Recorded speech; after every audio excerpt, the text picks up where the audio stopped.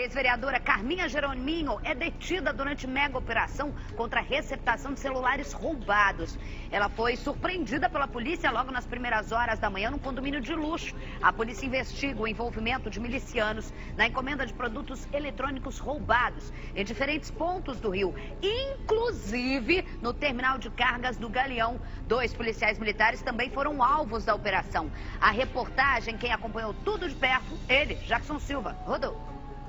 Um dos principais endereços foi esta casa em Campo Grande, na zona oeste do Rio.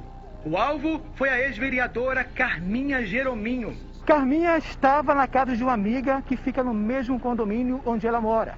Os policiais vasculharam a residência dela, mas não encontraram os celulares.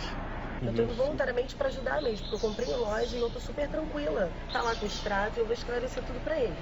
Tá? E o preço, como é que ele tá? O mesmo preço, R$100 de diferença que eu fiquei pechinchando porque eu sou comerciante, tá? A gente pechincha.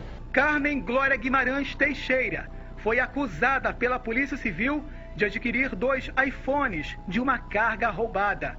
Ela teria habilitado os aparelhos para o uso. Carminha foi levada para a cidade da polícia, onde voltou a falar com a imprensa. Nada de não comprei, preço normal. A polícia está fazendo o trabalho deles, que é o dever deles investigar de fato. Mas eu tô tranquila quanto a isso. Carminha é filha de Jerônimo Guimarães Filho, o Jerominho, e sobrinha de Natalino José Guimarães. Os 2 irmãos são apontados como fundadores da maior milícia do Rio, a Liga da Justiça. Na ação de hoje, os policiais também foram à casa do pai de Carminha. Os policiais entram na residência para cumprir um dos mandados de busca e apreensão. A casa pertence ao pai de Carminha, o Jerominho. Os agentes também estiveram na casa do tio da ex-vereadora. A operação teve como objetivo cumprir 26 mandados de busca e apreensão. 2 policiais militares também foram investigados. Eles também adquiriram os aparelhos roubados. Um dos PMs foi encontrado e conduzido à delegacia especializada. Foram 2 meses de investigação até a polícia chegar ao paradeiro dos acusados. Os agentes descobriram que parte da carga foi destinada a vários endereços controlados pela milícia. A polícia começou a monitorar os passos dos bandidos que roubaram uma carga de celulares no dia 7 de março do ano passado. Um dos roubos aconteceu no terminal de cargas do Galeão. Os bandidos roubaram 3 milhões de reais em aparelhos telefônicos. Outra ação dos criminosos aconteceu em Ipanema, na zona sul do Rio. Os criminosos roubaram vários aparelhos, um prejuízo de R$120 mil. A polícia não descarta a possibilidade de grupos ligados à narcomilícia envolvidos nos assaltos. 100 policiais civis foram mobilizados nesta quinta-feira e seguiram para diferentes pontos do estado. Pelo menos 12 pessoas foram presas e levadas para a cidade da polícia. Então, irmão, fazer pechinchar, isso não é, né? Isso não é crime, mas a polícia, estamos falando de polícia especializada, estamos falando de investigação, estamos falando de uma polícia investigativa, de uma polícia jurídica, que não vai no achismo. Eu acho que a Isabelle Benito pechincha demais. Aí vai, doutor Vinícius Domingo, bater na minha casa. Ô, Isabelle, que história é essa? Pechinchar? Ó, é crime, vou só... Claro que não, gente, é receptação. Receptação, a gente acabou de ficar indignado com a morte de um motorista de caminhão e que tinha uma equipe que ia roubar carga, só muda o produto. Quem compra isso também está com a mão suja de sangue, porque é em potencial sempre assassinos. Você vê ali, é bando especializado que rouba carga e só rouba carga e mata gente porque tem quem lá na ponta compra carga roubada. O nome disso é ser criminoso, não tem outra coisa. A investigação ainda está em andamento, Isabelle, e o delegado, doutor Vinícius Domingos, vai esclarecer aqui pra gente, vai falar em que momento que vocês conseguiram fazer essa ligação da milícia com esse roubo de cargas de 3 milhões de reais e existe mesmo comprovadamente esse envolvimento, doutor? Boa tarde, Isabelle, boa tarde a todos aí que estão presentes. Bom, foi uma investigação, já vem há mais de um ano, a parte de receptadores é que tem 2 meses e nós conseguimos, identificar uma linha na investigação que nos leva a crer que parte dessa carga tenha seguido com o auxílio de grupos milicianos, já que diversos aparelhos foram habilitados em bairros que reconhecidamente são dominados por esse tipo de organização criminosa, como Rio das Pedras, Curicica, Campo Grande, Paciência, Itaguaí e outros desses subbairros de Jacarepaguá. Foi uma investigação técnica, como bem disse a Isabelle, com provas e que neste momento visou coibir, reprimir de maneira rigorosa os receptadores finais desses aparelhos, que são fruto de roubos milionários cometidos por quadrilhas especializadas no roubo de cargas. Doutor Vinícius, boa tarde. Obrigada mais uma vez por estar aqui ao vivo com a gente. Mais uma vez, parabéns. Conheço já de muitos anos o trabalho do doutor Vinícius. Sabe o que eu acho importante, doutor Vinícius? A gente mostrar. A gente sempre fala de operação para prender quadrilha, que vai direto, como a gente acompanhou hoje na abertura do jornal, que vai direto na fonte, no roubo de cargas, invadindo empresas, assaltando motoristas, interceptando cargas, chegando no Rio de Janeiro.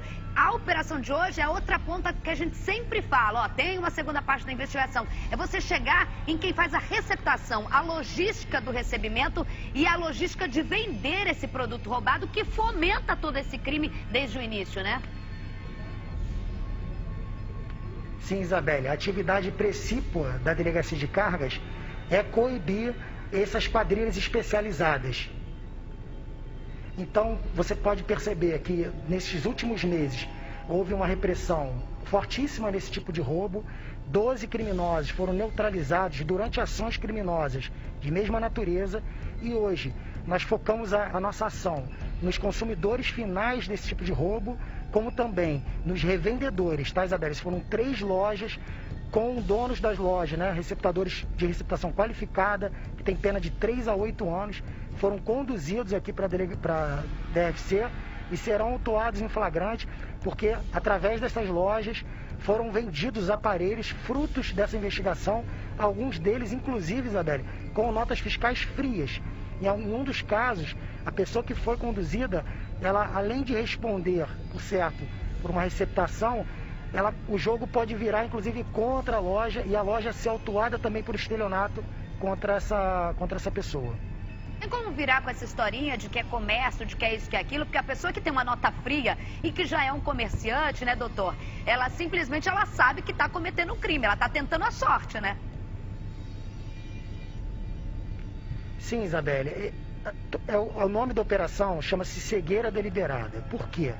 O que a gente identifica? Muitas pessoas não se julgam responsáveis, como você bem disse, pelo sangue de um motorista de caminhão, por um sangue de um policial militar, como por exemplo o policial que foi morto no dia de Natal, numa tentativa de roubo de cargas em Caxias, por esse sangue nas ruas. A pessoa não se sente responsável, mas ela tem que entender que a aquisição de um bem, que hoje um aparelho de última geração custa até um valor superior a 10 mil reais, quando ela compra esse aparelho sem exigir nota fiscal, quando ela compra um aparelho desse sem exigir minimamente a procedência de onde veio esse aparelho, em sites de venda, né, pelo mercado, né, vamos dizer assim, online, ela está se tornando responsável por retroalimentar essa cadeia criminosa, que na outra ponta tem os ladrões que atuam sim fortemente armados, com fuzis, botando fuzil na cara de motorista, levando perigo para as pessoas que transitam nas rodovias. Então a DRFC faz isso. A gente atua contra os ladrões, contra os revendedores e contra os consumidores finais, porque todos eles são responsáveis por essa cadeia criminosa. Sabe por que também eu acho importante a gente tocar nesse assunto, doutor Vinícius? Porque é justamente isso, as pessoas tendem a normalizar o crime. E a gente não pode normalizar o crime. É óbvio que é chocante você ter o cara que é o bandidaço, que pega o fuzil, que bota a pistola no meio de uma rodovia na cabeça de um trabalhador. Mas se não tem essas pessoas, a gente tem que falar, principalmente com a audiência que a gente tem, se não tem essas pessoas que se acham espertonas ainda, e você já deve ter ouvido até como delegado alguém falar sem querer banalizar o crime e achar que está se dando bem em comprar coisa que não sabe a origem, não sabe. Pode ser mais barato, irmão, mas se você não pode ter um produto mais caro, vamos lutar aí contra impostos, contra isso, contra aquilo, mas não dá pra virar bandido junto, né, doutor Vinícius? Só alegando de que, eu também quero ter um bem e acho muito caro. Não dá pra gente fazer isso. Sim, Isabelle, a gente sabe da necessidade atual das pessoas quererem ter esse tipo de aparelho, que acaba sendo até uma necessidade na vida das pessoas. Mas as pessoas não podem por conta de um desconto de R$500, R$1.000, a pessoa tem que pensar que esse R$500 de desconto pode ter custado a vida de uma pessoa. É isso que a pessoa tem que pensar.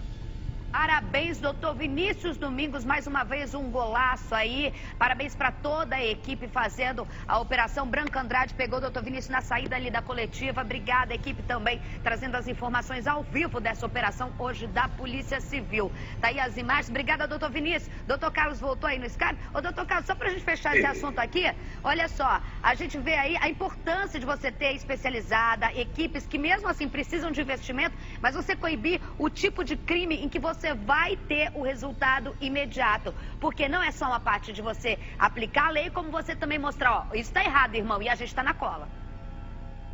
Isabelle, a receptação simples é uma receptação, quando você compra alguma coisa roubada, você vê ali e tal e compra, é uma receptação que tem uma pena de 1 a 4 anos. Essa receptação que ele falou, qualificada, que envolve atividade de comércio, que o cara pega, adquire a mercadoria para vender na loja dele. E a lei é tão perfeita nesse sentido que ela equipara a atividade comercial também ao comércio clandestino, o camelô, o cara que vende na própria residência, a pena já vai de 3 a 8 anos. Ou seja, você tem uma pena para receptação simples, uma pena quase que mais do que dobrada para uma receptação qualificada, porque a torpeza do comerciante, a maldade do comerciante em te fazer você comprar aquilo, porque muitas das vezes, Isabelle, a pessoa compra numa loja e acha que está comprando uma coisa boa. Porque a loja está ali, tem um alvará, ele emitiu nota fiscal fraudulenta. Então, assim, há pessoas que também são enganadas nisso. Agora, quando há uma desproporção muito grande entre o preço da coisa original e o que ela está vendendo, um iPhone, vamos supor, custa 5 mil, a pessoa está vendendo por 1.500, você sabe que tem alguma coisa errada ali. E aí a lei também previu a receptação culposa. Eu estou vendo a Carminha aí, Jerominho, quando você vai pedir uma busca e apreensão, qualquer medida cautelar, uma prisão, qualquer coisa em relação às pessoas, se torna mais fácil você conseguir aquela medida junto ao judiciário quando uma pessoa já tem uma vida pregressa duvidosa, uma vida pregressa com um passado que infelizmente já deu o que falar. Então, você chega assim, pô, o cara é gente boa. Não, olha só, o cara é gente boa, um cara que fala que nunca brigou na rua, nunca foi preso, coisa e tal. Então vai ser difícil você conseguir uma medida em relação a ele, só se os indícios forem muito fortes. Mas quando você pede uma medida em relação a pessoas que já têm um passado duvidoso, um passado de responder algumas coisas, a medida se torna muito mais fácil de ser conseguida. Entendeu? Em relação a ela, Isabelle, eu conversei com o delegado, eu liguei para o delegado da delegacia, eu fiquei curioso, o delegado Fábio, não foi esse delegado que deu entrevista, e ele falou que em relação a ela seria uma receptação culposa. Ou seja, haveria ali ainda uma dúvida se ela sabia ou não em relação à procedência do telefone, como foi adquirido aquilo. Logicamente, podendo se transformar em algo mais grave e chegar aos autores do roubo daqueles aparelhos.